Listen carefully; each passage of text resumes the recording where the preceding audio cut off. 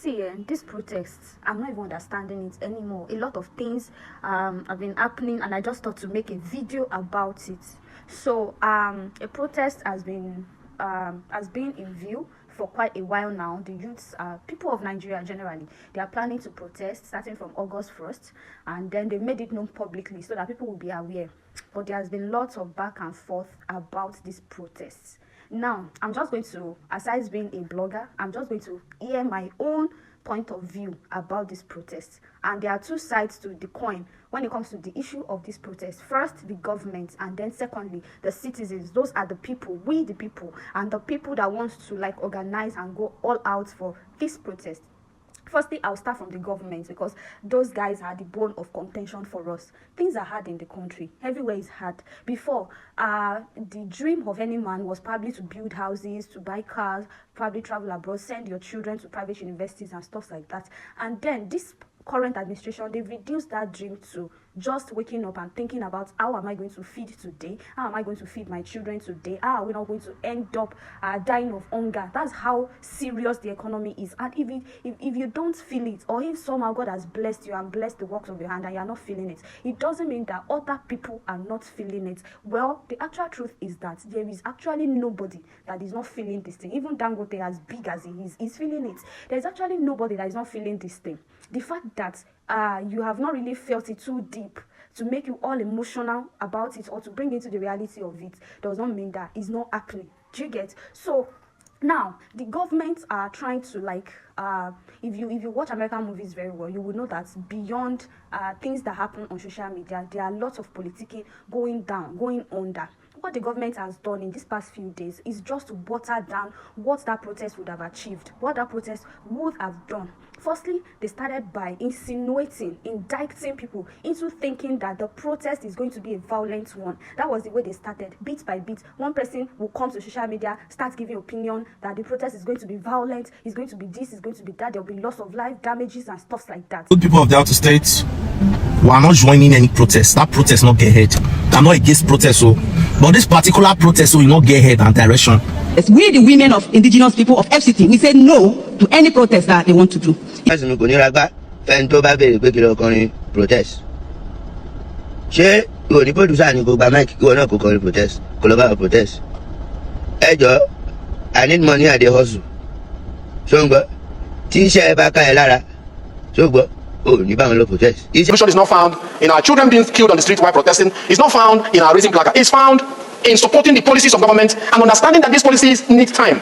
And then another person will come and back it up that, okay, what this person said is true. Those little bits of opinions here and there are going to come together, sum up a background like in people's subconsciousness that this protest is going to bring war and chaos. And that is what this administration has successfully been able to do in the mind of people. Now, I'm not saying that the protest is going to go easy. I'm not saying that, because of course we saw EndSARS, we saw what happened, we saw how it was hijacked and stuff like that. But the organizers of this protest, they made it clear from the onset that this protest is a peaceful one. It's going to be peaceful, but somehow everybody are now scared. Everybody is scared now. Everybody is thinking that the protest is going to bring chaos, is going to damage social amenities that are meant for the good of the public. Two wrongs cannot make a right, and this is what the government has sponsored. Okay, so secondly, we'll see different and lots of tactics also by government officials. Firstly, I saw a news about Lagos State government saying that they want to do Oro festival.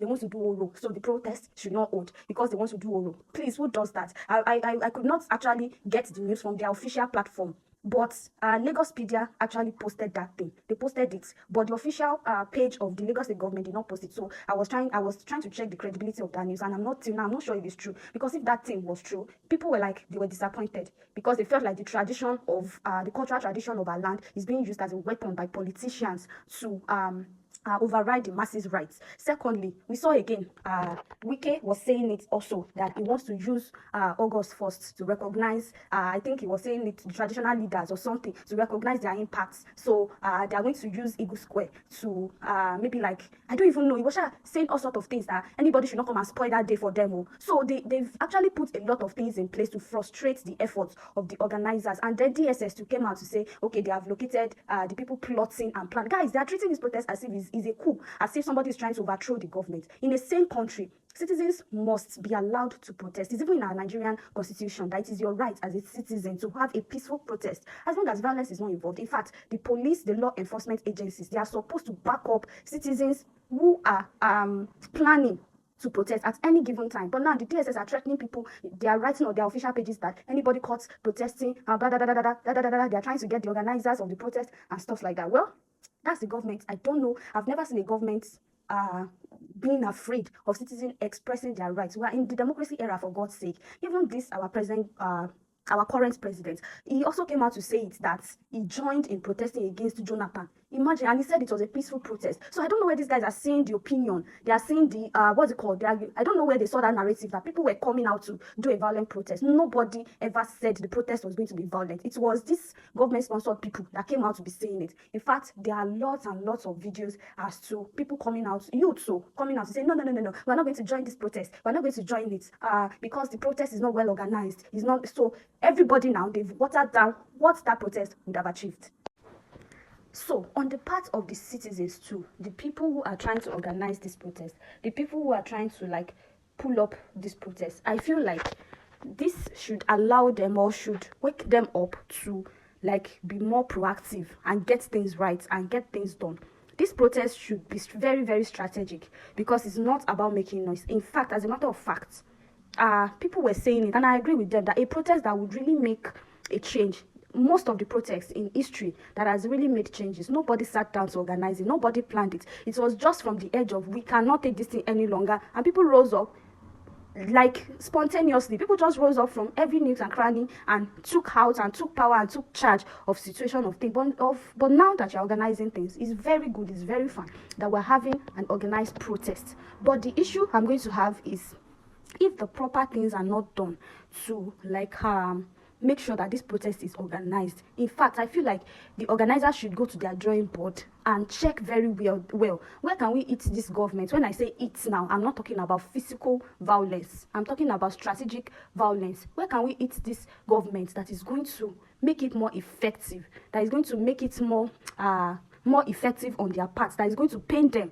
Please be careful. Like I said, I did not say physical violence, but there are strategic things that you can do that can pain somebody. Do you get? That can pain them to the bone, and it doesn't even necessarily have to be violent. You go to churches, let people know. We go to hospitals, go to public areas, let them know, let everybody know that this country needs a change. This country needs a change. So guys, that's all I have about this protest. I feel like it should be more strategic, and then maybe they can bring more mature minds, elderly people, elderly individuals who are willing to make a change. If they can be consulted too, I feel like that would be way to go. If they can be consulted as regards this protest too, like ask them questions, ask them how they can be helped. People who are interested in things like this, I feel like it will really, really help them. Thank you guys for watching this video. You can please hear your opinion, hear your view. Do you think this protest is really going to like make a change? Do you think it should even hold in the first place, or do you think people that are organizing it are just wasting their time? And even if it holds, do you think you are going to be joining, or you just be at the comfort of your house or your offices and you'll be watching the updates online? Let me know what you think, guys. Before you finish this video, please do not scroll to the next one without subscribing. Thank you. Bye.